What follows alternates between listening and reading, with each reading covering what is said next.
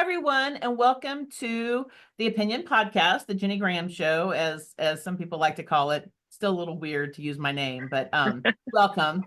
I wanted to introduce this week Sheyda Brown, and did I say that correctly? Yes, Okay. yes. So I'm just now meeting Miss Brown, and she has written a wonderful piece that originally appeared last week on the Black Wall Street Times, and it'll be republished in the Tulsa World.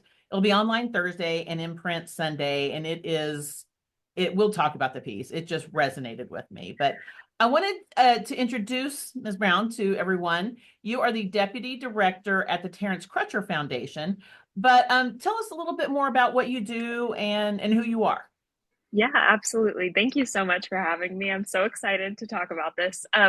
So yeah, I originally am from Tulsa, and my background is in social work and community organizing and a little bit of philanthropy. And so I kind of have my dream job working at the Terence Crutcher Foundation, doing policy advocacy, organizing.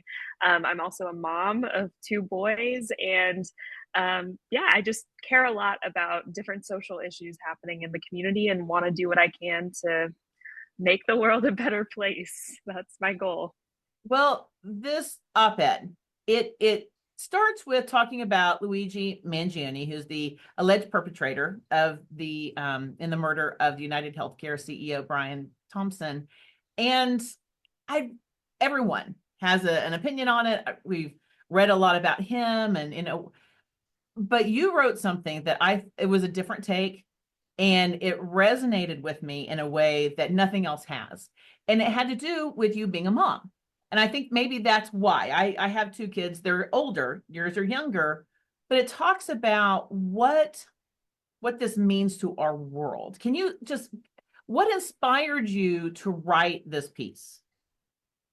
Yeah, it really was a feeling I was having as a mom, hearing and absorbing what was being said about the shooter. And I saw all the takes. I was absorbing all of it. Anything from this is a heartthrob to a hero to conspiracy theories. And really, what I think initially got me kind of on this track was I just had this thought like, man, I'm so thankful my kids are young because they're not absorbing this conversation. And if they were older, how would I be talking to them about this? How would I be, and how would I help them kind of absorb and internalize all of this conversation around this person?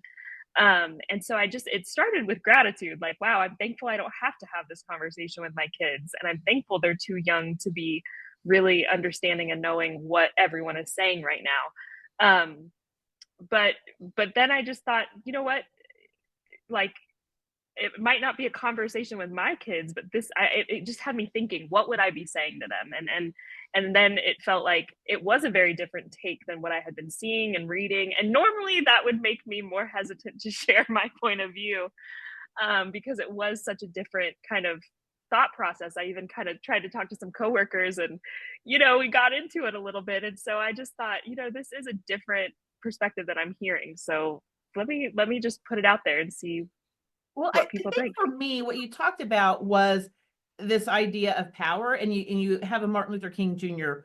quote to that, and he spoke a lot about power, not that it's good Yeah. or bad, but that it goes Yeah. along with something else. And I think over the years, for me, and I have a 20-year-old and a 19 or a 17-year-old, and I just see a lot of young, angry people. And it's Yes. how are we teaching them how to react to disappointments and frustrations and anger and injustice. I mean, because a lot of this comes from injustice.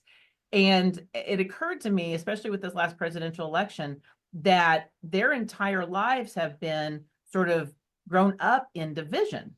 And Yep. I remember the other day, I told my son, I said, it used to not be this way.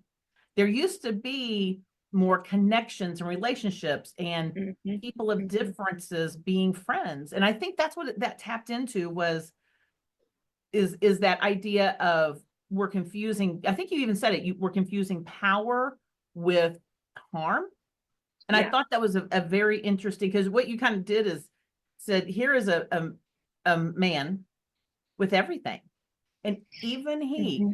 lashes out in Hmm. violence. So I thought And that was I do want people to know, because I do think, I didn't make this point in the piece, that like I understand where that's coming from. Like I understand where the anger is coming from. I understand where there's so much injustice in our world. I mean, that's why I do the work I do personally, in my work and personal life. But I just think it scares me that people feel, especially young people, especially young men, I think I see more frequently, feel that, you know, kind of acting alone and acting with aggression or violence is a quicker, faster, more effective way. Like that was really my fear, was like, I don't want my kids to think that that is the only way or even the more effective way, because I think we'll see what happens with Luigi in this incident. I don't know that we can say yet, did it have an impact? What was the impact? But my hypothesis is it won't have kind of the lasting, reverberating impact he probably felt it would, or some people probably feel it will, um, compared to, yeah, the true heroes like Dr. Martin Luther King Jr., who built a movement that now, organizers like me look to, even people I work with every day, like Dr. Tiffany-Crutcher, like building a movement that isn't centered on them or violence, but is centered on really bringing others into the fold and painting a vision that will last long beyond that person. Anyway, so I think, yeah, it worries me that young people in general, feel they want sort of the quicker, well, and it just seems like the world is so unfair. It is unfair, and so it feels like we should use unfair, maybe like tactics, or we should use sort of like tactics that don't follow the rules, because that's how CEOs operate. That's how our government might operate. Um, but I guess I just don't agree with that. sure. I don't Look, believe you that you there's mentioned another Dr. way. Tiffany Crutcher, and I have a great respect for her, because I think what this piece gets to is sort of the work you do. She dealt and is dealing with unbearable tragedy. I mean, the loss of her brother, in the high profile way that we lost him. I don't know if I would have had as much grace as her. And I'll be very honest. But she has taken that and doing the hard work, which is what you're Exactly. talking about, that relationship connection, that instead of lashing out and being angry, it's taking that and saying, okay, we're still going to make this community better. And that is the much more difficult journey to take. But what you're saying is this is what we have to show our kids, is that even Yes. though things are wrong, it's not fair. We're going to, in the long run, at the end of the day, make that journey. And I think that is a really good example. And the work you do, and it's like, it just resonated with me. But I want to, when people read this, what are you Mm-hmm. wanting them to walk away with? I mean, what's the lesson you would like someone to remember after reading what you put out there? That's a good question. I mean, I think you kind of just hit on it, but I think, I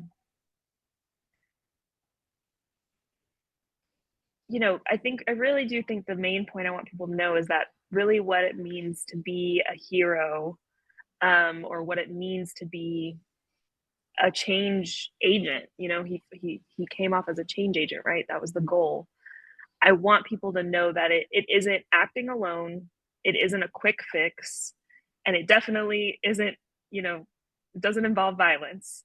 And what it really is, and what it means to be someone who is a true hero and change agent, is someone that builds a movement with others, in relationship with others, that does the slow and patient work of building. I just truly believe in builders. Like I believe that we can build the future we want. And you can't do that alone. You can't do that quickly. But I do think everyone has a role in that. And someone like him with so much just potential, and like he was smart, he was well resourced. Like there could have been an incredible way he used all of that privilege to build something that even lasted longer than his time on Earth, if he harnessed all of the anger. Something else. Sorry, I know this is longer than what you asked, but I do want to say, like, I probably should have added this. Dr. Crutcher always says, turning your anger into advocacy. And I think anger is really the root. Grief and loss is really the root of what turn someone into acting and taking action in this way. And I just want people to use and harness that action in a way that moves and builds with others, that builds something longer than, a single incident that can last beyond all of us. Well, that is a wonderful way to, and that's what I liked about the piece too, is that it wasn't down, gloomy, angry. There was an optimism to it that we've seen it be done. It is being done. And we just have to remember the champions in our community, such as the work you're doing. Thank you for your time. Anything else you want to add? I always like to give the guest the last word. I don't know. Just thank you so much. Thank you. I have to say, I guess just the last thing I'll say is I want to inspire other people to write, because I really was nervous, like, to write something and put my thoughts out there, but it really resonated with you, someone I respect, and a lot of other people. And so I just thank you for giving me the space to talk about it. And hopefully this won't be my last one. I hope not either. You're a very talented writer. So thank you and have a happy holiday. You too. Thank you so much.